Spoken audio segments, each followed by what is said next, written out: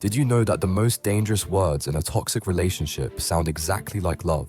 I only get upset because I care about you so much. This phrase turns their anger into your responsibility. Suddenly, you're walking on eggshells, believing their explosions are proof of their love. You're too sensitive. I'm just being honest because I love you. Now your feelings don't matter.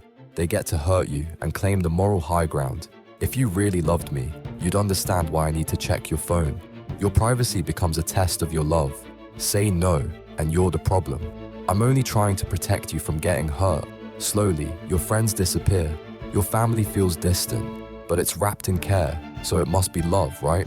You know I don't mean it when I'm angry. You're the only one who really knows me. You become their emotional savior, responsible for their healing while your own wounds grow deeper. Here's the truth.